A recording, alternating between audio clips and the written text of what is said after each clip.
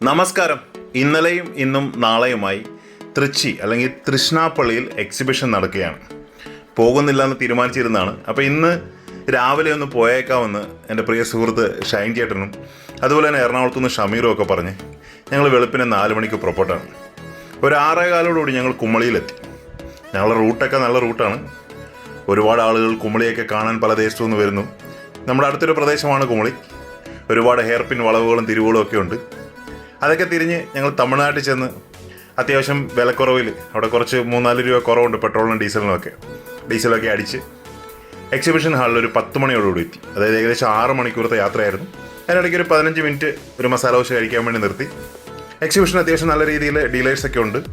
എല്ലാ എക്സിബിഷനും കാണുന്ന ഒരുപാട് മുഖങ്ങൾ വീണ്ടും പരിചയം പുതുക്കി.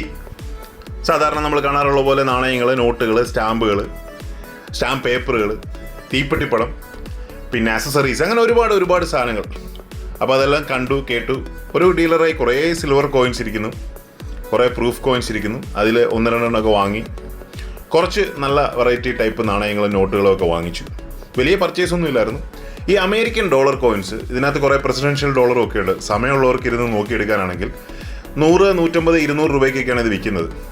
അത്യാവശ്യം ലാഭമാണ്. ഇത് എക്സിബിറ്റ് ചെയ്ത് കയറിയാണ്. ഇത് ഡീലേഴ്സ് അല്ല, ഇത് എക്സിബിറ്റ് ചെയ്തിരിക്കുന്ന ഫ്രെയിമുകളാണ്. ഇവിടെ ബ്രിട്ടീഷ് ഇന്ത്യൻ നാണയങ്ങൾ, ഈസ്റ്റ് ഇന്ത്യ കമ്പനിയുടെ നാണയങ്ങളൊക്കെ ഡിസ്പ്ലേ ചെയ്തിട്ടുണ്ട്. ചില ഗോൾഡ് നാണയങ്ങളും ഇവിടെ ഡിസ്പ്ലേ ചെയ്തിട്ടുണ്ട്.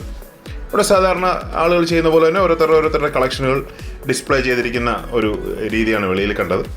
വലിയൊരു ഏരിയ കംപ്ലീറ്റ് ആയിട്ട്, ഹാള് പോലെ തന്നെ വെളിയിൽ വലിയൊരു ഏരിയ കംപ്ലീറ്റ് ആയിട്ട് ടേബിളൊക്കെ ഇട്ട് ഒരുപാട് ആളുകൾ കാണാനുണ്ട്. ഞാൻ മറ്റുള്ളവരുടെ സ്വകാര്യതയിലോട്ട് അധികം കിടക്കാതെ ഒരുപാട് വീഡിയോസ് ഒന്നും എടുക്കാൻ നിന്നില്ല. വെളിയിൽ പോളിമർ നോട്ടുകൾ ഒരാൾ ഡിസ്പ്ലേ ചെയ്തിരിക്കുന്നതാണ്. ഒരുപാട് വെറൈറ്റി ഓഫ് പോളിമേഴ്സ് നോട്ടാണ് ഇവിടെ ഡിസ്പ്ലേ ചെയ്തിരിക്കുന്നത്. ഇപ്പോൾ എക്സിബിഷൻ ഡിസ്പ്ലേയും നല്ല രീതിയിൽ നടക്കുന്നുണ്ട്. അകത്തെ ഡീലേഴ്സ് ബിസിനസ്സും നല്ല രീതിയിൽ നടക്കുന്നുണ്ട്. ഇവിടെല്ലാം ഒന്ന് കണ്ടു കേട്ട് വീണ്ടും ഡീലേഴ്സിൻ്റെ അടുത്തേക്ക് പോകാമെന്ന് കരുതി. വന്നതിൽ എന്തെങ്കിലുമൊക്കെ വാങ്ങണ്ടേ. അപ്പോൾ അങ്ങനെ ഉള്ളിൽ കയറി ഡീലേഴ്സിൻ്റെ അടുത്ത് പറ്റുന്ന കാര്യങ്ങളൊക്കെ വാങ്ങാം എന്ന് കരുതി. തൃച്ചി അല്ലെങ്കിൽ തൃശ്ശിനാപ്പള്ളി ബേസ്ഡ് ആയിട്ട് ഈ ഒരു അസോസിയേഷൻ വർഷങ്ങളായിട്ടുള്ളതാണ്.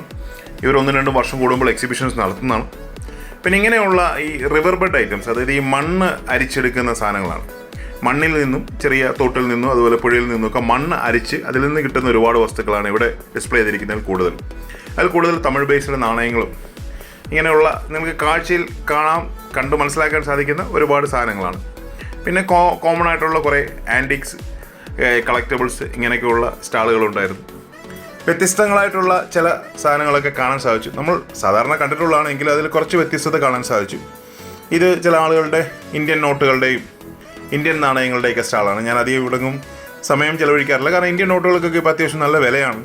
വെറുതെ വില ചോദിച്ച് അവരെ ബുദ്ധിമുട്ടിക്കേണ്ട എന്ന് കരുതി ഷൈൻ ചേട്ടൻ ഇവിടെ എന്തോ നോക്കിക്കൊണ്ട് നിൽക്കുകയാണ്. അപ്പോൾ ഞാനതൊന്ന് ഇടപെട്ട് എന്താണ് സംഭവം എന്ന് അറിയാൻ വേണ്ടി ഇടപെട്ടപ്പോൾ ഇവിടുത്തെ സെറ്റിംഗ് ഒക്കെ ഇഷ്ടപ്പെട്ടു. ഈ സ്പെഷ്യൽ ഷേപ്പിലുള്ള ഹോൾഡേഴ്സൊക്കെ ഷൈൻ ചേട്ടൻ ഇഷ്ടപ്പെട്ടു. ഈ ഒരു ട്രാൻസിസ്റ്ററിയുടെ കോയിൻ, 4 പ്ലാസ്റ്റിക് കോയിൻസ്.